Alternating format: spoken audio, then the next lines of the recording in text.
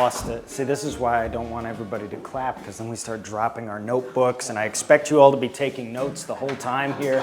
I'm gonna steal a chair, because actually, now that it's not a huge crowd, if I'm sitting down like this, does this really throw off the camera? Cool. So I can be very, very casual. All right. This is great. I had put together a slideshow presentation with lots of bullet points to kind of get regimented here, because I wasn't sure how big the crowd was. Sometimes with a lot of people, there's a lot of questions, and we get sidetracked real easy. With a smaller group like this, we can pivot and do whatever we want. I'll go through the slides here. I'll go bullet by bullet if you'd like. But really, you know, the thing I want us to be thinking about the whole time as we're here talking about Lafayette, contemplating him, is, you know, why as Americans today do we just have this vague awareness of this character from our past? And who is he really? What is the substance of him? What is it that draws Americans to him as this kind of ideological touchstone? And, you know, why does he come back to the United States in some sort of triumphal review on the eve of the 50th anniversary of American democracy? We, of course, can talk about this here in Greene County because there's a personal connection. As he visited every one of the existing states that were present and, you know, incorporated in 1824, included in his itinerary was a stop in Catskill, which was shorter than this talk will be. That's not an exaggeration. Yeah, so we'll dive right into it. But as we're talking, if you have questions, if you say, John, this is really boring, this is awful, skip to the next part, I'll skip to the next part. So, the young French noble, Marie-Joseph Paul-Yves Roche Guibert du Motier de Lafayette, Marquis de Lafayette. Exactly the kind of guy you would expect to want to eventually depose the throne of France, you know, take down the Bourbon dynasty. Really, Lafayette's upbringing, the most fascinating thing about this guy is that there's no reason why he should have done what he did, except that he was drawn to something on, you know, strong moral grounds. He had a conviction that was instilled in him by the experiences of his youth, you know, a healthy hatred of the English too, which is always good in a Frenchman. But really, and circumstances that endowed him with the finances to kind of follow through with his ideals without ever contemplating what the implications of him spending all of his riches were. Wealthy guy. When I say he's born into a minor sword noble family, nobles of the sword, nobles of the robe are the two noble cohorts in France as part of the Ancien Regime during the Bourbon dynasty. The sword nobles are the older noble families who had been knights during the medieval period, who had served the French crown by literally pulling their swords out on fields of battle and defending the king's body. These people were rewarded in time immemorial with estates scattered across France. Robe nobles are, they're not like the nouveau riche in the United States, but they're another cohort of intellectuals, clergy, statesmen, things like that. People who don't have to pick up a sword to prove their worth, who are the influential people involved in the court of like Louis XIV, for example. The people who really surround the king at Versailles. He's orphaned at a young age. The Marquis de Lafayette, it's a noble title, had this awful tendency of getting massacred and killed on battlefields. His father does that exact thing in the 1750s. Sorry, no, this would be the 1760s. He gets killed by the British during some random battle in one of many European conflicts that are occurring at that time prior to the Revolution. He goes to Paris to live with his mother. His mother eventually passes away, and he is raised by this kind of egalitarian cohort of aunts and grandmothers between Paris. And you know, it's always good when you got a kid who's getting raised by all the ladies in the house. It always pans out generally. You know, because they're all kind of spoiling him, making sure he's going to the best schools, getting immersed with the best reading and writing. He's not just getting dragged out to go hunting every weekend. He's doing a lot. He's dabbling. He's getting a rounded view of the world. And he ends up in a school that really emphasize, and this is among a whole bunch of this interesting cohort of young intellectuals, statesmen, and nobles who are all educated at schools around Paris that emphasize a classical education. They're driving into the heads of these people the histories of the classical republics, you know, they're talking about Rome, they're talking about Greece, you're getting steeped in the philosophers of those times. And what could possibly go wrong when you teach a bunch of nobles, you know, as children, all about the importance and the greatness of the old republics, you know, of ancient Europe and the Mediterranean. You know, you're instilling them with literally all the tools they need to go look at their king and say, hey, wait a minute, this isn't always how it was. He marries into the Noailles family. That family, it's another one of these really, really important noble French families.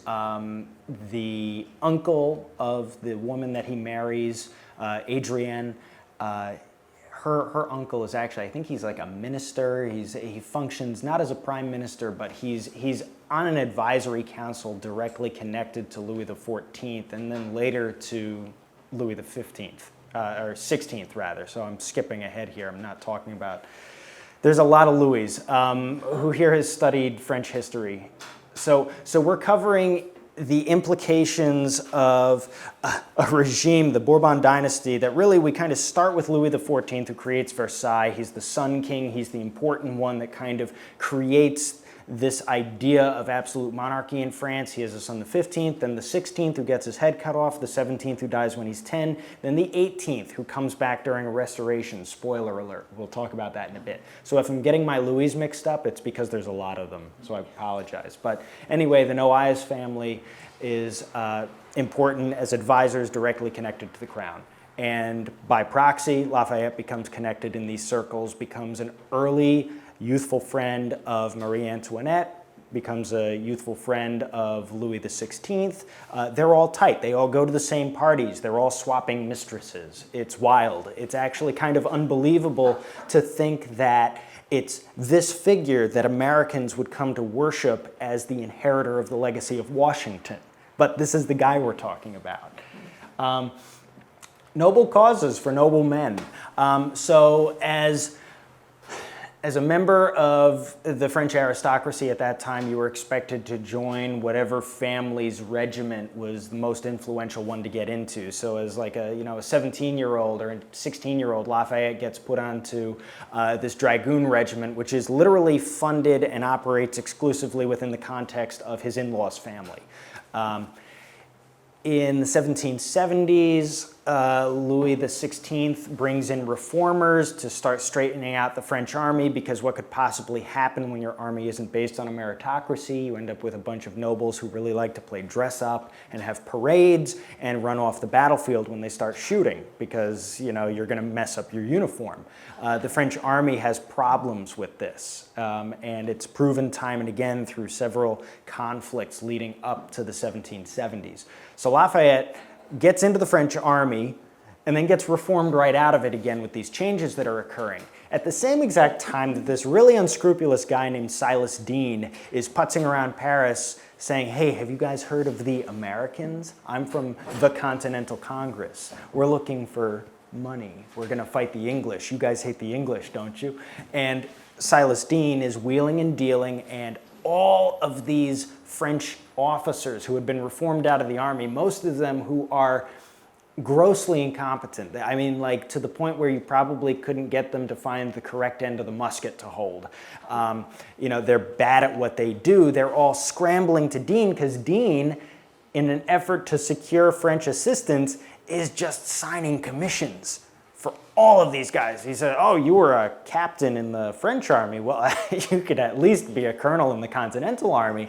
And he's giving these guys commissions left and right, including this guy Lafayette, who, to be fair, in earnest, he had studied military history and strategy. He versed in manuals. He kind of knows what he's doing, but he shows up. Dean says, oh, well, you know what, I bet. And he's looking at how big Lafayette's pocketbook is. You know, he's got this huge, he could just write checks left and right. He's like, you could at least be a major general in the Continental Army. And this is wild to think about, because Dean is tasked with doing all of this kind of under the radar.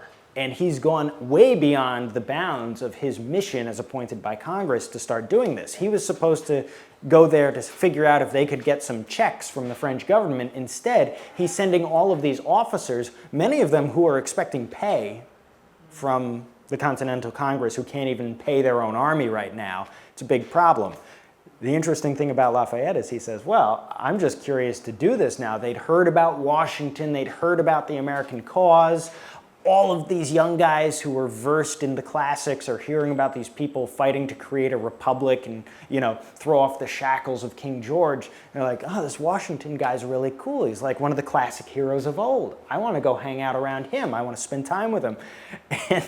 And Lafayette says, I'll do it for no pay. So Dean, you know, prints off his Major General's commission, hands it to him. Lafayette, I'm getting ahead of myself here. Here we go. Lafayette accepts his commission in 1776, buys his own ship, renames it La Victoire, and then hops on board it, sails to Spain before his family finds out what he's doing with this ship he just bought. His family is all up in arms about this. The king is losing his mind. He's like, what do you mean Lafayette did what? He took a ship? He's a what now? He's a general? So Lafayette gets kind of blackballed by the French nobility and the crown, which is a problem for him because there's courtly procedures that would allow him to return to the graces of the court, but it would preclude him going to America to see Washington and meet this guy. So he sails to the United States. He lands on the coast of South Carolina, literally comes ashore on a plantation. The first people he meets in the United States are slaves. He comes ashore and field workers meet him in the boat. And oddly enough, at this time, it's not unusual for French people to just be showing up on boats in the middle of the night on the coast of the United States. They bring him to the plantation house. I think it's the Huger family, major plantation owner. Family are variously involved as representatives. They're involved with Continental Congress. One of Huger's sons actually ends up helping Lafayette much later on in life with an escape attempt from a prison that we'll talk about. But you just think about this interesting beginning of the great liberator, the great abolitionist, the guy who's always twisting George Washington's arm saying, have you freed your slaves yet? His first introduction to the United States is a plantation, which I find really startling to think about. So in the image, we have Silas Dean, I believe, is in the middle. The Baron de Kalb, who is another one of these unscrupulous wheeler dealers, who at that time is embroiled in a scandal to try to place a Frenchman at the head of the Continental Army. All this backdoor dealing going on. And young Lafayette on the far right. So there's these three fellows. They're all talking, saying, Major General material right here, this 18-year-old. Wait, so can I ask a question? Yeah. So all these noble types get reformed out, meaning kicked out, Yes. of the French army, and Dean then recruits them, these people who don't know how to fight and who don't know army stuff beyond the uniform. Did they all go over to the United States? No, not all of them. But he does commission a number of them, and that's the next point I'll make here. But to that end, you have to remember there's an element of optics that has to go into this. At what point can the French crown honestly say that they are not involved and intervening in this continental war that the British are fighting in North America when every other officer who's leading a regiment speaks French? You know, at what point does this become an international scandal that forces the French government to fish or cut bait? Because the French at this time, they're just, you remember that they lose the 7 Years' War in North America. They're pushed back. You know, they don't get any of the territorial claims that they were hoping to get. they are looking to get the British involved in another costly war somehow. They'll do anything, and that's what ends up happening. Really, is the French end up deciding to back the American cause. But it's these 3 years in advance of the victory at Saratoga in 1778 and Valley Forge that the French government is kind of being arm twisted into saying, these are the right guys to back. And Dean is really just supposed to be there looking for money, but he's a really, really unscrupulous character who would be worth his own biopic. He ends up dying under mysterious circumstances on his return to the United States in 1780. There's questions of whether he was killed or not. The Continental Congress essentially disavowed him, which is a bad look. A new government, you send a diplomat overseas under false pretenses at first, and then you remove his credentials. You call him back. What does that say about your government and their ability to pick the right guys for the job? So they don't know what's going on with Dean. Franklin shows up in 1776, 1777 and says, what have you been doing? What is going on here? And meanwhile, the Continental Congress has this stream of foreigners showing up saying, oh, I've received a commission. And they're like, we can't pay you. And they say, well, I'll be on my way. Lafayette is this weird exception. So things had gotten so bad that when after traveling to Philadelphia from the Carolinas, Lafayette gets to Congress and he gets told off immediately. Just in like a meeting on the street with the people he's supposed to meet with, the subcommittee concerning officers and commissions in the Army. It's really funny because one of the traveling companions of Lafayette at that time notes that yes, they were told off, but the guy who told them off did it in excellent French. Which is, it's an important thing for them. They're like, okay, at least they took the time. But Lafayette continues arm twisting. It leads to a couple interviews where everybody kind of surprisingly finds out he's not expecting money for this, and he's paid his way so far, and he will keep paying his way. One thing leads to another, and they say, okay, we're just going to put you on Washington's staff. You're gonna get babysat.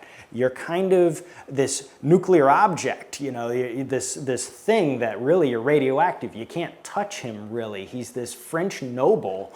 If something bad happens to him, if he gets captured, that's an international scandal. How do we keep this guy in the reins? And here's this 18-year-old just saying, I want to meet Washington. I really want to meet Washington. Can I meet Washington now? They finally meet at a ball. Washington and him hit it off.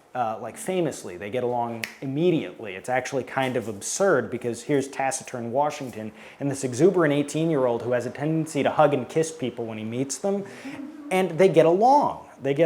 So he ends up on Washington's staff. And the famous line, one of these anecdotal things that Lafayette says very early in their relationship, they're talking about drilling and things like that, and Washington turns to him and Lafayette immediately says, I am here to learn, not to teach. Which, for Washington, who's been inundated with lots of opinions, inundated with lots of experts, people who have no business meddling in the affairs of the Army directly, this is a watershed moment for him. This is one of these things that sticks in his mind.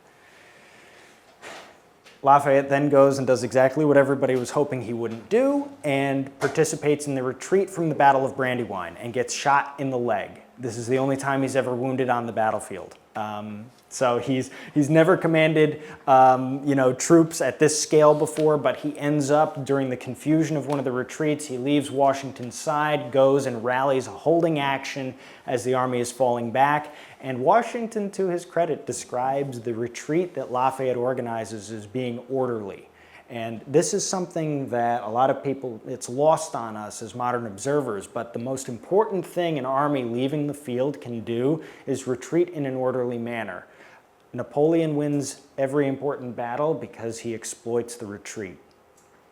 When an army can exploit a retreating army's disarray, parcel them out and destroy them piecemeal, there's no army left to fight. So, a tactical loss can still be a strategic victory if your orderly retreat is organized. And that seems to be what Lafayette is really good at. He's got an organizational mind for these things. He can see where to put the pieces to delay and stall. And then he ends up at Valley Forge, of course, so the winter of 1777 to 78. Lafayette is present in what historians now think of as like this crucible of American democracy. Steuben is there organizing the Continental Army, drilling them, turning them into a real fighting force for the first time. Lafayette is there, present at Washington's side through this entire thing, as other people are kind of shedding off the army, as other people are finding details elsewhere and getting detached and things like that. Lafayette's there and ends up kind of getting hoodwinked into agreeing to try to invade Quebec. So in the winter of 1778, he ends up finally leaving Valley Forge and traveling to Albany, which is his first visit to the state of New York. Arrives in Albany only to find out that the proposed invasion force he's supposed to lead does not exist. On paper, there's supposed to be things there, but just like it usually is in Albany, it's just kind of underwhelming when you finally reach it. So there's no army there to command. He realizes he's been tricked. He's very disappointed. And this kind of begins a lull in his military career. He remains attached to Washington's staff, but there's no real excitement until later in 1778 when he's kind of given command of his own little cohort of regiments. And this is a period when the armies aren't really moving. Nobody's quite sure what's going on.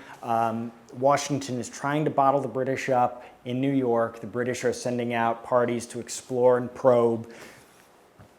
And at this point, the British know Lafayette is detailed to the army. And it comes to pass that the opportunity presents itself for the British Army to send a considerable force of like 7,000 guys to stomp Lafayette's little detail of 2,000 troops that he's using to kind of raid around, outside of Philadelphia after the British take Philadelphia. And so this Battle of Barren Hill is really interesting because this is another example of Lafayette, kind of by the skin of his teeth, masterfully exiting a battlefield that he was not supposed to escape from. The British wanted to capture him, make a scandal of the whole thing, and he gets away. This is repeated time and time again into the 1780s. So French forces arrive off Rhode Island in 1778, and this begins another complex phase of relations because Lafayette sees himself ultimately as a Frenchman. Even though he's serving in the Continental Army, he sees himself as a Frenchman, but he's not going to be allowed to command French troops. Rochambeau is there.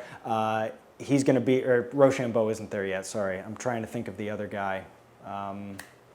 Comte d'Estaing, who is commanding a French naval detachment and French Marines and soldiers who are supposed to take Newport, Rhode Island. They end up not doing that. There's a storm. One thing leads to another. In spite of all this, Lafayette stays attached to the Continental Army. He receives orders to return to France, and he does that in January of 1779.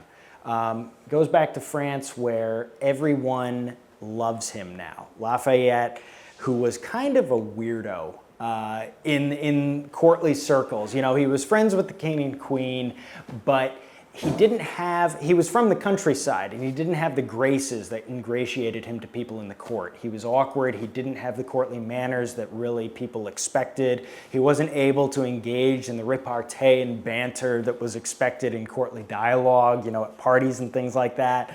And so when everybody heard he was going to the United States to serve with Washington, they were like, "You have fun with that, kid." And he gets back, bullet hole in his leg, a Continental Army uniform that he's wandering around France in with his sword from Washington, things like that. And everybody's like, "Oh, he's the real deal. He did this. He's doing it." France is involved with the American cause now.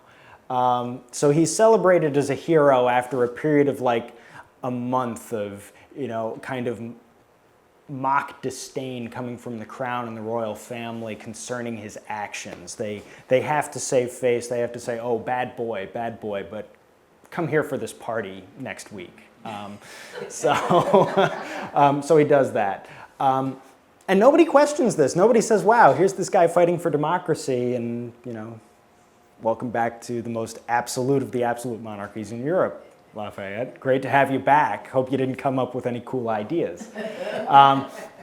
Goes back to the United States in 1780 with a promise of 6,000 troops sent under Rochambeau. The indecisive season of 1780 to 81, he ends up down in the South. He ends up in Tidewater, Virginia, and the Carolinas.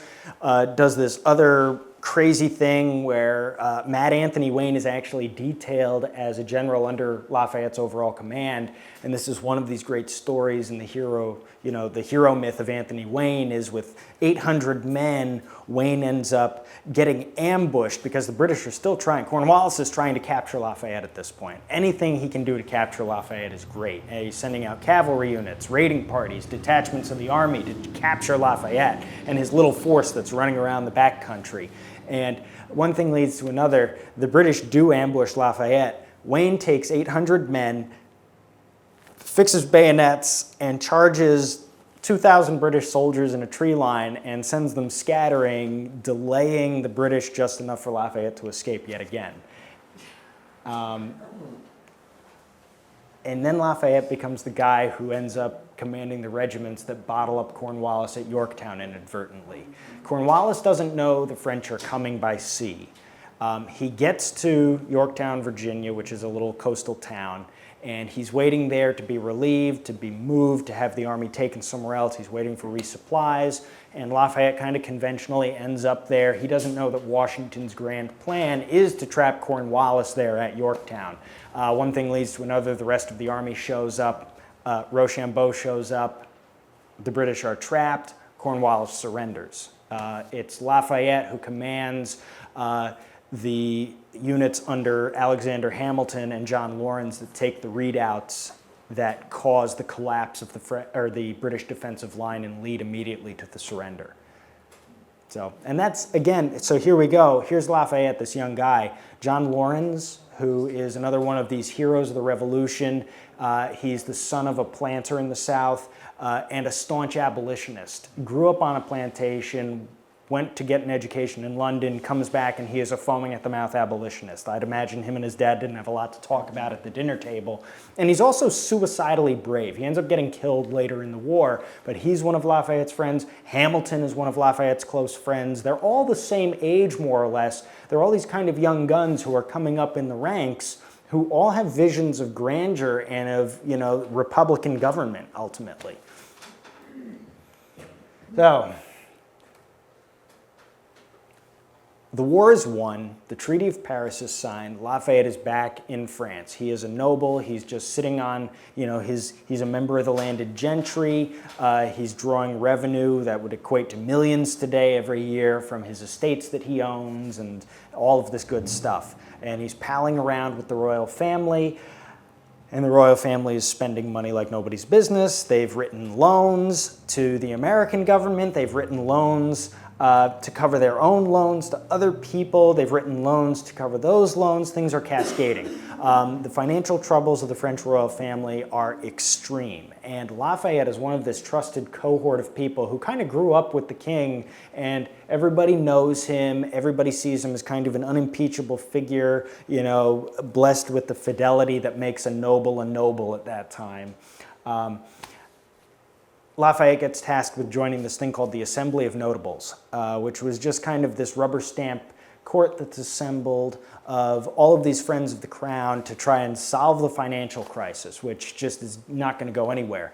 It actually ends up blowing up in Louis XVI's face, and the Assembly of Notables ends up calling for, for the first time in 200 years, I think, calling for the summoning of the Estates General, which was this loose legislative body that existed in French law but really hadn't been called under the purview of the ancient regime, not since I think like 1603 or 9 or something like that. And the Estates General is this body made up of the 3 estates of France, the estates of France being the nobility, the clergy, and the common people.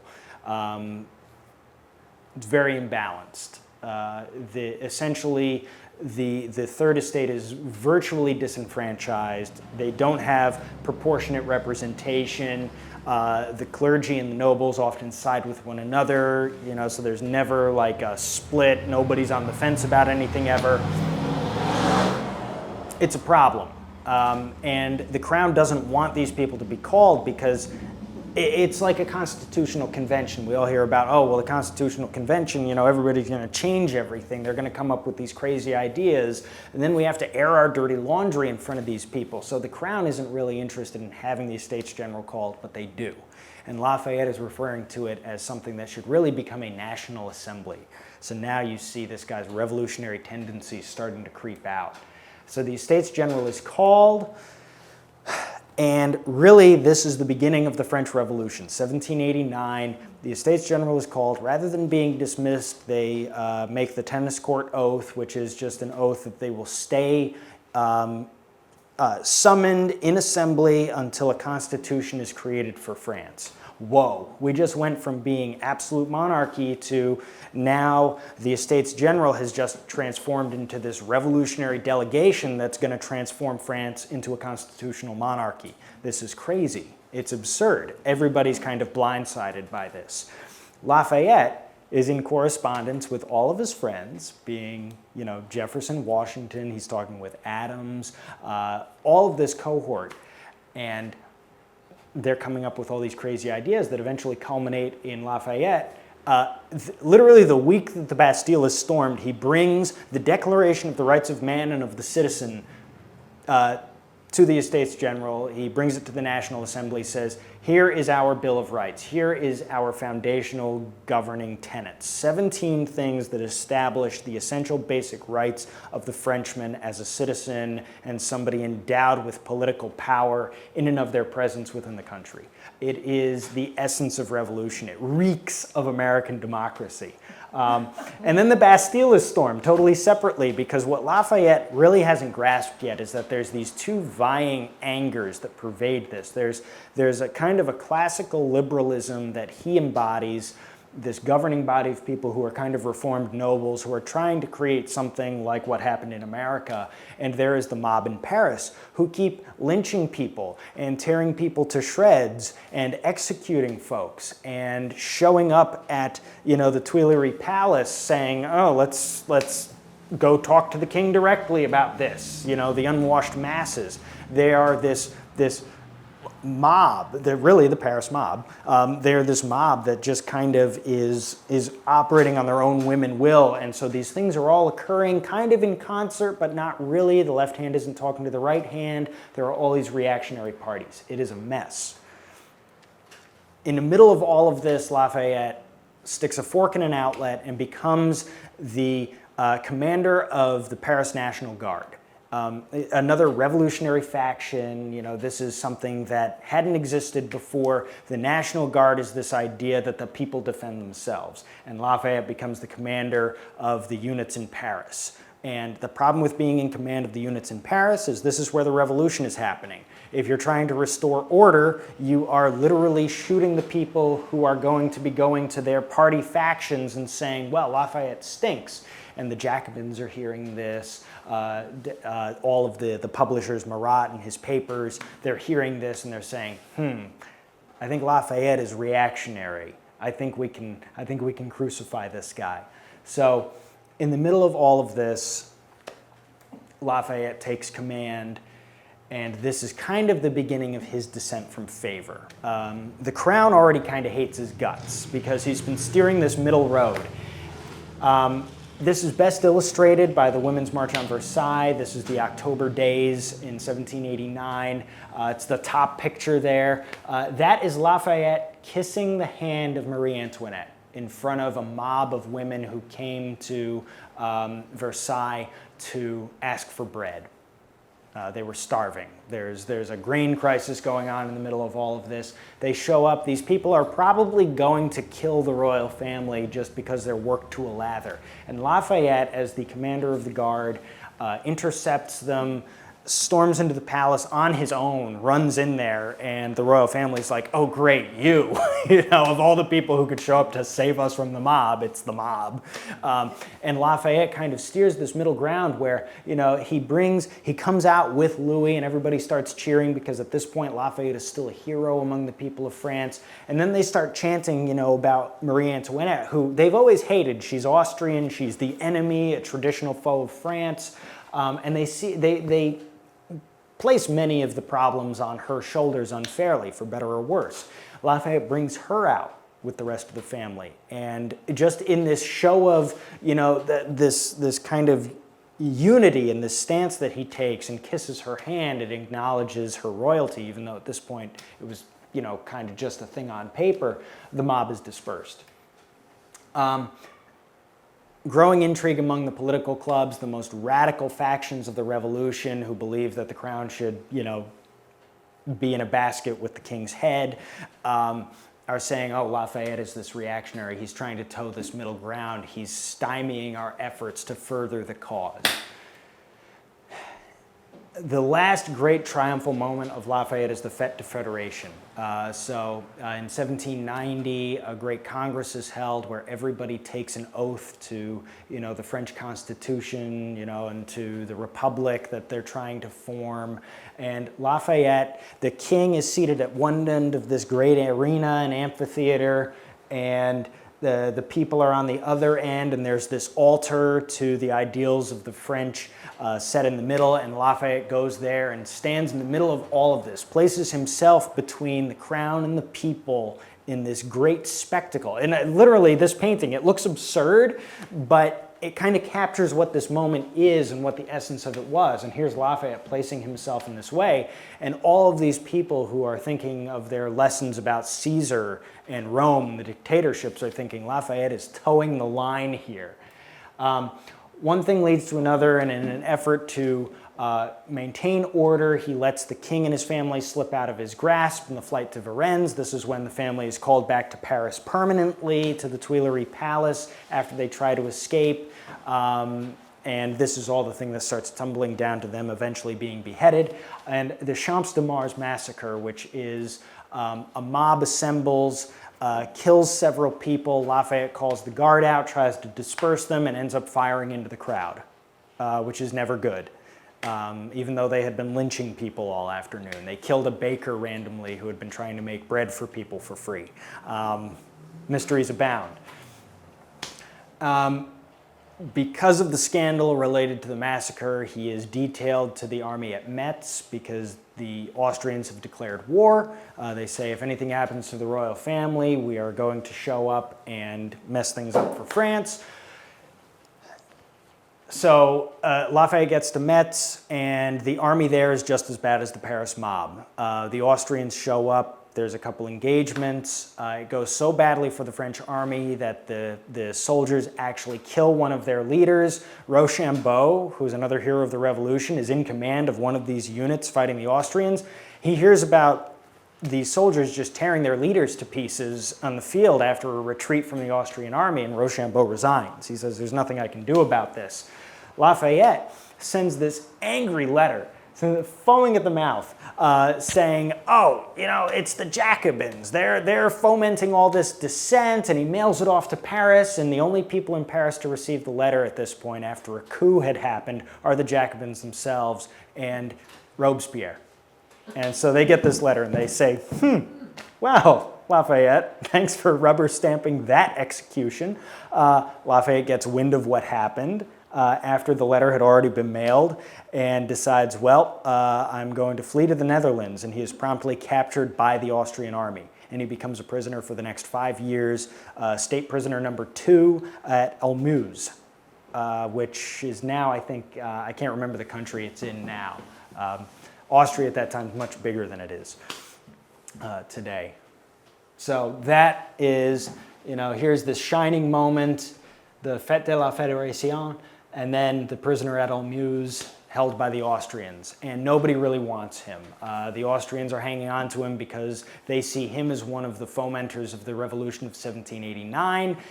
France doesn't want him back because the Jacobins all just want to kill him, so they don't care if he rots away. His family is stripped of their titles and their lands and things like that, and his wife is kind of out at sea with her family. This guy Napoleon. So we're all familiar now. Napoleon, who is one of these young military commanders, ends up So there's something you have to understand. The revolution is messy, but what happens with the French army is inadvertently all the reforms are seen through. And the French army, because it's peopled with all of these folks who are absolutely ardent, foaming at the mouth patriots who believe hook, line, and sinker in the revolution, all the army was waiting for was people who didn't seem like they were from the establishment. And here's Napoleon, who's a young Corsican, whose father was a freedom fighter back on Corsica, fighting against the Italians and then the French. Here's this guy who shows up, and he takes command of some of these armies and absolutely blows the minds of every other European commander on the field at that time. The French army is faster, they operate with less supplies, they use their units better, they have understandings of combined arms on the field that nobody else seems to get at that time, and they just start beating everyone, one after the other. Every one of the great European powers gets massacred and left for dead on fields, and everywhere the French army marches, feudalism dies in their wake. The French army marches through and liberation follows. They are heroes. Napoleon absolutely swats the Austrians into submission. The Austrian army is like, it's like a caricature. They might as well have been a punching bag. And Napoleon negotiates on the field a treaty that resolves this conflict, the War of the First Coalition. The Treaty of Campo Formio also releases all state and political prisoners from Austrian care, including prisoner number 2, which is Lafayette. And he becomes this stateless intellectual.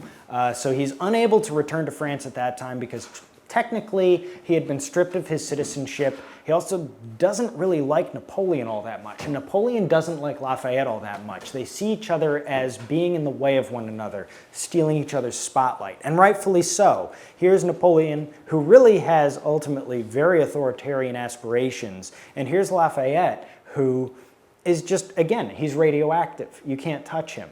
The people either hate him or love him.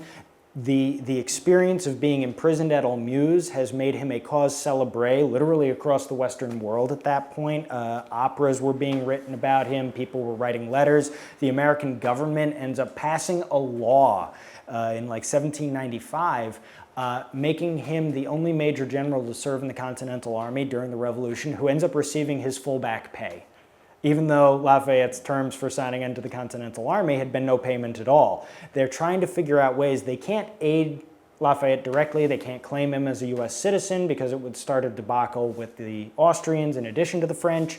So one thing leads to another, and they're just sending him money instead. But by the time Lafayette is released, he writes to Washington, says, hey, can I come back? And, he and Washington, there's an adoptive son and father relationship that the two had fostered on the field through the Revolution. They write to each other as my son and, my adoptive father. He's always the general. There's this really strong bond between these two guys personally. Lafayette's visits to the United States had always included visits to Mount Vernon. He'd spend weeks there. They'd talk about everything. Lafayette's the only guy who's broaching the subject of freeing his slaves with Washington. But the quasi-war with France has started. The French, the revolutionary government, are sacking American shipping on the high seas. And they're going to go to war. Something's happening. We're careening towards a conflict. And having Lafayette return is bad optics. It's bad statesmanship. They can't take this guy back right now. They can't cooperate with the French in any way to relieve them of this and bring Lafayette home to his adoptive country that he helped to found. His wife, Adrienne, who is really the hero of all of Lafayette's stories, she's the person who is organizing the salons, she's the one holding the meetings, she's the one opening up the house to all of the friends of Lafayette, all through the 1780s and 1790s and into his imprisonment. She goes to Olmuz with him and is imprisoned with him voluntarily for like the last 3 years of his imprisonment. Really, really amazing woman. And again, another French noble. This is somebody who grew up in the lap of luxury and she's rotting in an Austrian prison for a while. She never lost her citizenship. She returns because of a lot of backdoor negotiations and purchases LaGrange, which is, the estate of the Lafayettes from that point onward. And Lafayette returns there in 1800 and kind of operates it as a salon. He continues to refuse to serve Napoleon. He's offered appointments. He says, not unless it's a democratically elected position. Napoleon loses, as we know, in 1815, and Louis XVIII is put back in power. This is the restoration of the Bourbons. And Lafayette, again, nuclear object. He can't be touched. Everybody hates him as part of this dynasty. And in spite of all that, the French people are electing him to the Chamber of Deputies. So there's this... The Bourbons are restored, Louis XVIII comes to power, and to try to save face, because too much had happened in France at this point for a return to absolute monarchy. The people had gotten a taste of agency in politics. So they create this Chamber of Deputies, and they try to backdoor deal the elections so that the people that the Bourbons need in power get into power. Some of Lafayette's allies are barred from it. Lafayette still gets voted in. Louis describes, I think he uses the phrase, that animal Lafayette, when he talks about him getting elected back to power. And throughout all of this, so Lafayette returns to power, he's on this elected body, he's acting in concert with the will of the French people again, he's a hero of this revolution, he's a hero of the American Revolution, and he's using his home as this meeting place. It becomes a salon, much like the salons of Paris had been prior to the revolution in 1789. He's bringing in people and intellectuals, this woman Fanny Wright, who is an innovator and great philosopher. Jeremy Bentham is visiting him. John Stuart Mills is at the house. It's all of these great thinkers who are the folks who create liberalism as a concept in the 19th century. It's like every single one of the people who define what liberalism means and all the social reforms that go along with it during the 19th century, at some point, they or their forebears who they had worked for had all visited Lafayette at La Grange and spent time there immersed in his work. In the middle of all of this, James Monroe, who had been ambassador to France for a period of time and had tried to secure Lafayette's release in the 1790s, he is now the 5th president of the United States. Also, though we don't know it yet, he's also the last of the founding fathers to serve as a president of the United States. He extends an invitation to Lafayette to return to the U.S. Years had passed since the Quasi-War. We're in what's called the era of good feeling in the United States. This is a great time to be an American. It's a time of innovation, it's a time of wealth, it's a time of compromise. There's one political party, if you can believe it. And Monroe invites Lafayette back in 1824. Lafayette returns. He's received in New York in the first of the great triumphal parades that's held in New York. So I think we remember the Apollo astronauts being paraded through New York. That is the template. Lafayette did that first. It wasn't a ticker tape parade through skyscrapers, but it was military reviews, it was parades, it was party after party. He probably didn't get to sleep for a week. He drank nothing but alcohol. And this is a guy who's 68 years old at this time. So he's partying it up. He's back in the United States. The role and function of his visit, it's a multifaceted thing. First off, for Americans to see Lafayette, it had been 25 years since Washington died. And for them to see the guy whose son is literally George Washington Lafayette, first off, but who was always known as the adoptive son of the founder of the country, the great hero of the Revolution, this is a chance for the Republic to meet Washington again, to see him in the flesh, to see Washington's ideals manifest. And that's incredibly intoxicating. And so throughout the country, everywhere Lafayette goes, he is celebrated as the inheritor of Washington's legacy. He has street cred, too. He had survived the French Revolution. He had negotiated the middle road through the violence that had defined the terror and things like that. He had been a state prisoner. He had been held for his political beliefs. The crowns of Europe hadn't killed him. He was a survivor. He was exactly what Americans saw themselves as at this point. They had come out of the War of 1812. They had the Louisiana Purchase in their back pocket already. The things were looking up, and here's Washington manifest, again, walking among us. You think about how intoxicating that would be for anyone who had been steeped in the last 50 years in the traditions of the Revolution at that point. It's also a chance for America to show off. Lafayette had last visited in 1784. He had been to Mount Vernon to see Washington. When Lafayette returns to Mount Vernon this time, it's to see Washington's tomb. It's to visit his father's grave. You know, it's a stirring moment. He visits Peacefield to go see John Adams. He visits the Hermitage to see General Jackson, who is one of the up-and-comers in the Republic. He's one of these people who wasn't a founder, who is taking the reins of democracy. And he's present in Washington in the winter of 1824 to 25 to see the decision made and the ruling from Congress about who won the election of 1824, which is the end of the era of good feeling. 4 Democratic-Republican candidates run for office. Congress ends up having to make the decision because the Electoral Congress is stalemated. Nobody can get a majority of votes. And so the decision is made to elect John Quincy Adams, and Lafayette is in the room. He's in the room when John Quincy Adams and Andrew Jackson, the runner-up, shake hands. Think about that. You know, here's something that when it happened in France, it led to bloodshed. When it happens in the United States, and here's Lafayette to witness it, here's this thing that he helped to create, these ideas that he helped to espouse, it works. It functions. American democracy is a success at its core. It's unbelievable for him to witness, too. It's really special. So, again, it's demonstrations of change, progressions, and retrogressions. Lafayette is present in the United States to see a country that in 50 years has not removed the shackles of slavery. The implications of it are endless. Lafayette himself has a very complex history with the legacy of enslavement, too, which I can talk about at length, but I won't.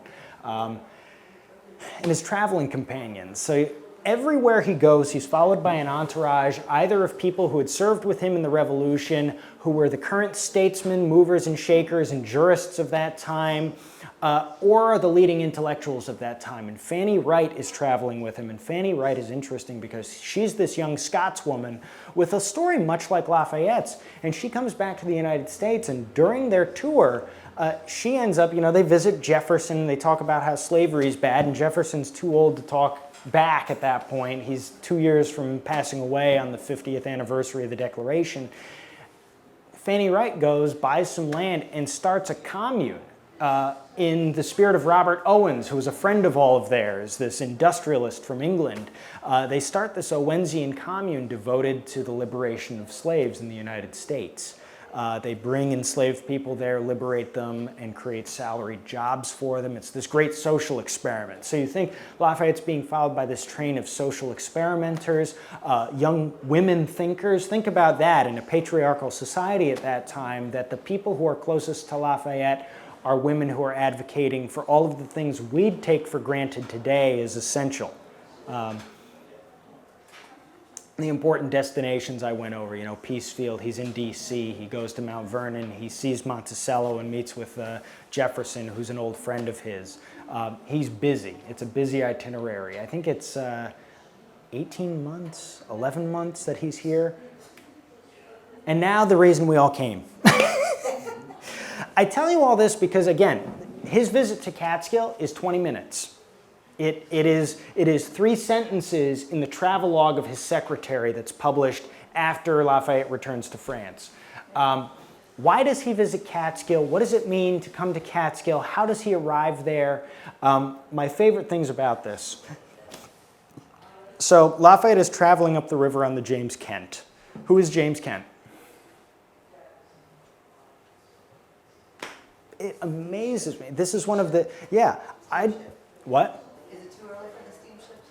No, it's not. No. So the 1807, Robert Fulton lights the Claremont's boiler and sails up the river. By the 1820s, steamboats had taken a vernacular form that's kind of local to the Hudson River Valley. These things are really nice, really elegant commuter vessels that are capable of 15 knots in all currents. The James Kent, this is a Staffordshire plate that's produced around that time, and they pick the James Kent to show because that's Lafayette's boat. That's the one he travels on. This Staffordshire plate shows the North River steamboat James Kent. But who is James Kent? You know, why would we put him on a boat named the James Kent?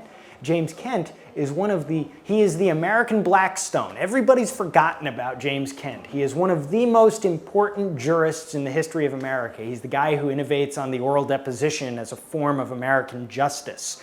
He's a really, really important guy. By the 1890s, there is not a lawyer practicing in America who has not read one of the multiple volumes of Kent's writings on American law and the practice of law. He's an important guy. He's also an abolitionist. Interesting figure, born in Dutchess County. And, it's very telling that, when he's put on a steamboat, he's not put on board the Chancellor Livingston. He's put on board the James Kent, which is a sister ship of it.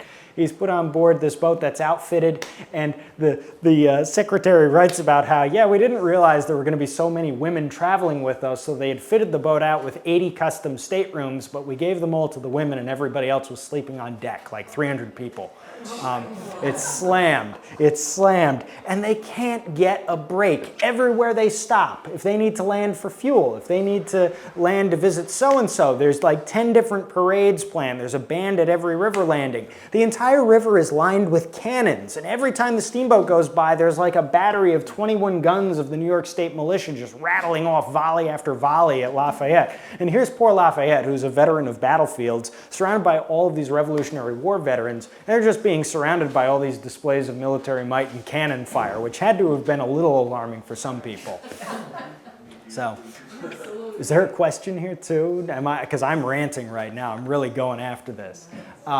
So he arrives at Catskill after visiting Claremont, which is, the home of one of the founders, Robert Livingston. He meets with his son, spends some time at Claremont, gets back on the boat, and in another case of arm tugging, which is every landing on the river, somebody's tugging on his arm saying, you got to stop here, you got to stop at this landing or that landing. And they skip most of them, but they stop at Catskill, which is just up the river.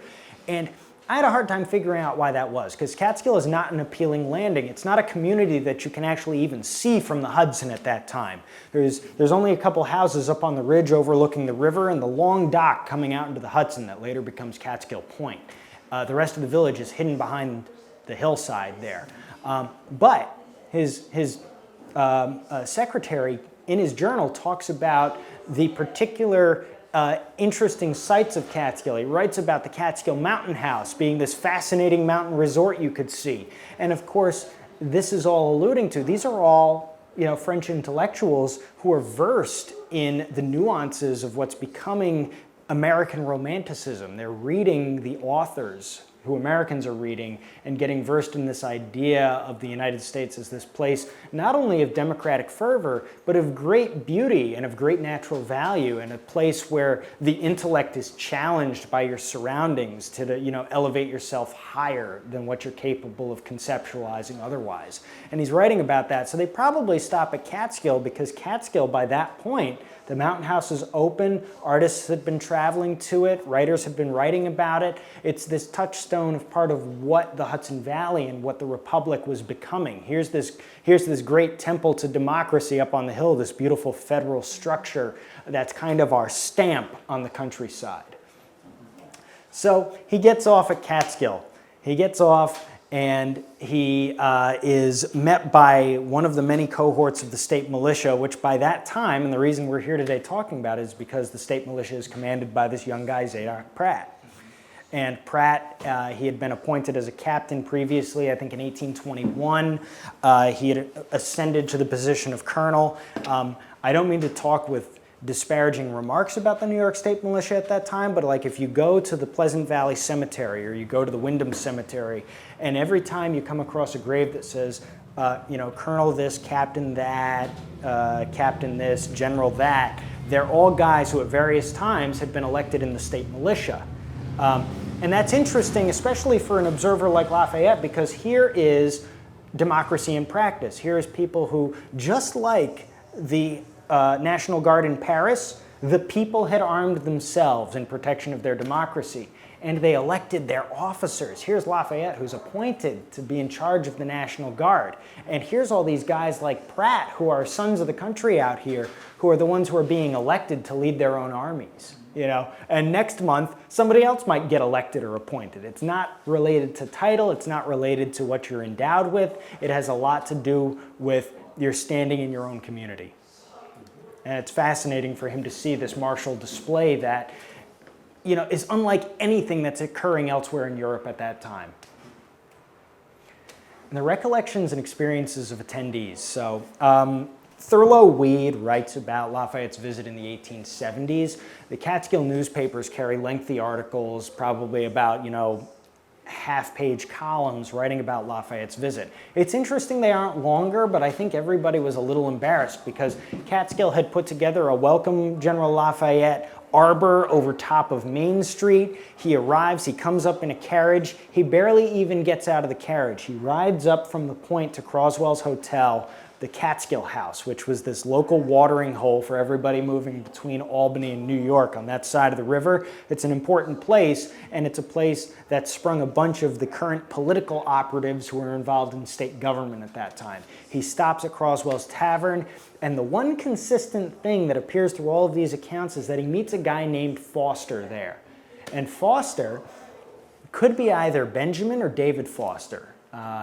David Foster is buried over in the Lexington Village Cemetery off of 23A, and Benjamin Foster is this other guy from Cairo. I think only David is a Revolutionary War veteran, though, and I haven't confirmed all this yet, but this guy Foster, whose first name isn't given, comes up to Lafayette and recounts to him the Battle of Brandywine and how he was present when Lafayette was wounded, and Lafayette recognizes him from this first great moment where he commands American armies in the field. And so these two have this meeting again, which is the most surreal experience probably for everybody there. Here's all these people in Catskill, half of them are from Connecticut. Here's this veteran who had decided to make the mountains his home, knows Lafayette is going by, comes down off the mountain in his old age, you know, he's in his 70s at that point, comes down on horseback or by wagon just to meet Lafayette, and he gets to meet him in front of now what is the Greene County Courthouse. So there's a demonstration and a parade up and down the street. Lafayette gets back onto the James Kent, and he is on his way in like 20 minutes. It is fast. It is fast. But in that moment, what Catskill does is it demonstrates everything about the republic that Lafayette espoused. You know, he gets to witness democracy in action. He gets to witness self-governance. There's this emotional moment with another one of these heroes of the revolution. And you kind of get why. It's in these period in time where every single grave here in the mountains that's of a Revolutionary War veteran, every cemetery you go to, they're all, in the 1820s and 30s, they festoon their gravestones with the phrase, "a soldier of the revolution." They're thinking of Lafayette, they're thinking of what it meant to them to be a part of that thing and to be a part of American democracy in its beginnings. So I jumped way ahead.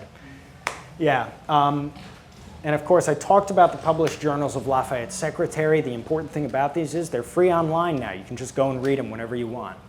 It's really, really cool.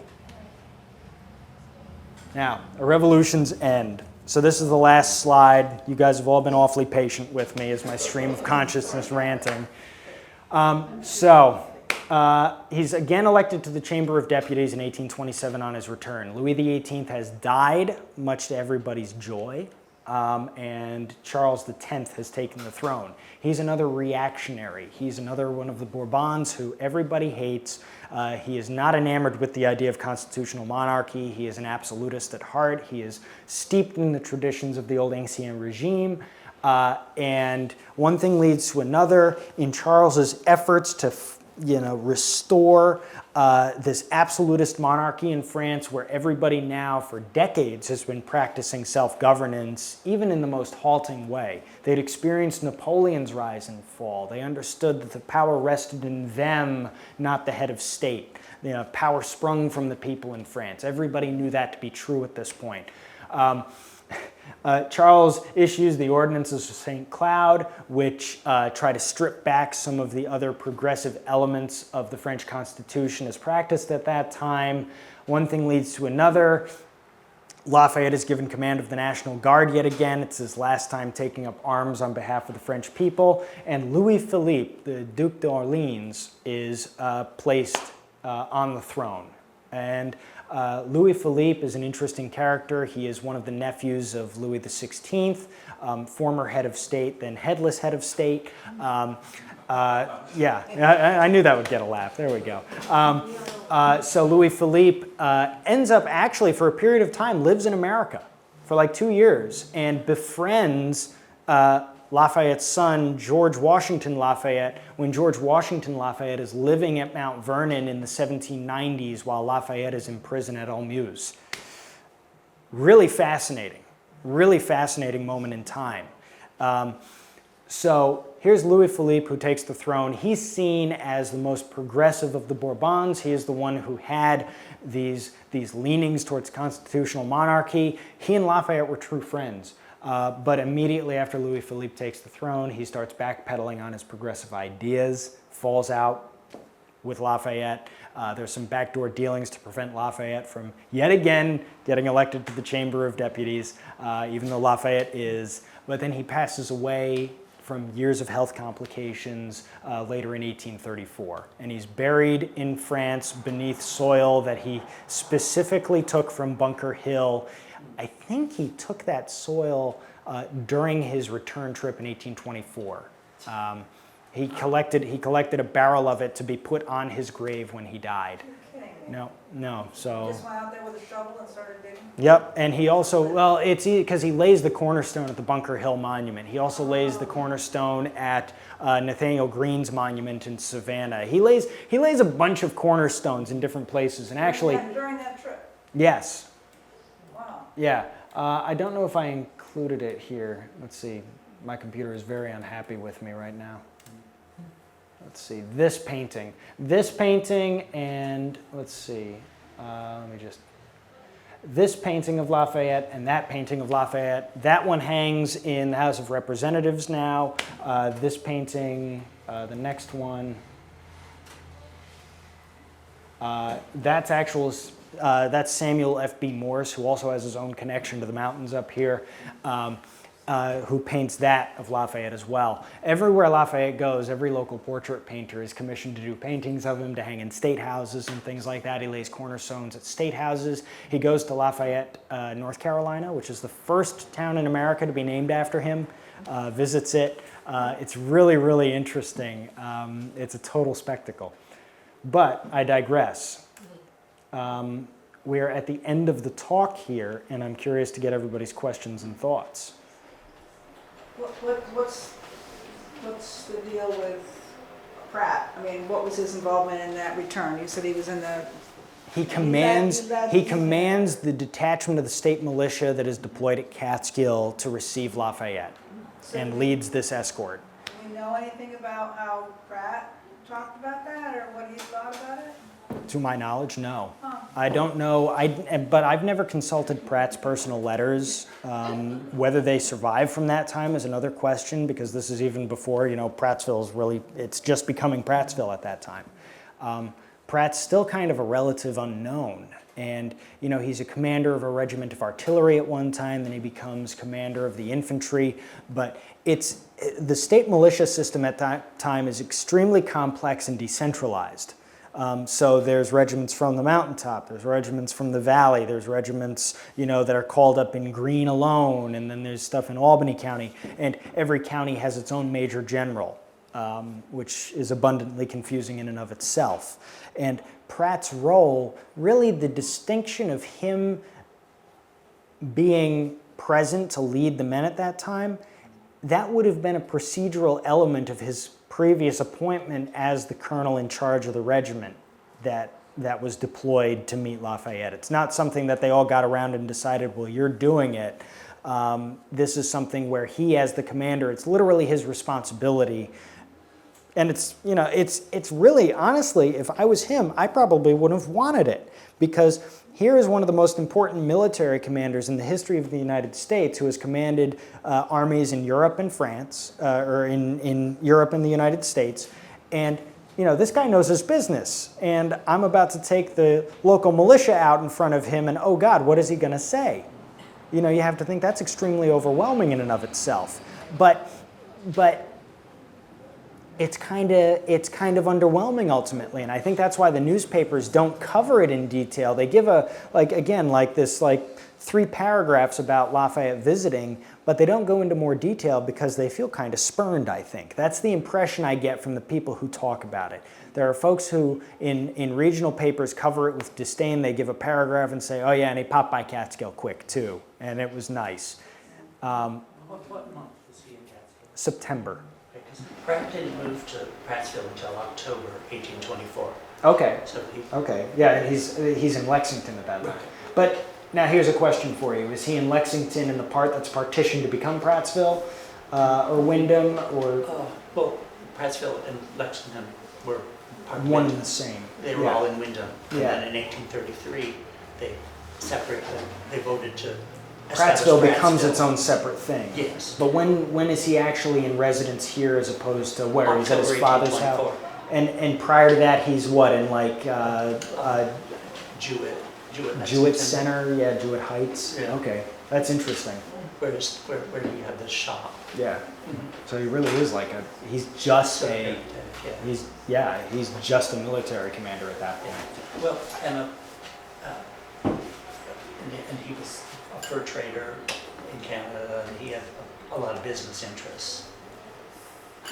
But I had Yeah. a question just about one of the things that there's a painting here in the collection about Pratt as part of his militia command. Mhm. He reenacted Napoleon's Battle of Lodi somewhere Yeah. Okay. at some bridge in Wyndham, and you would think, and apparently he was fascinated with Napoleon and Okay. his military record, but you would think that by the 1820s that he would have been kind of discredited, and that would be an outlier. You know, Do you know what can you comment on that?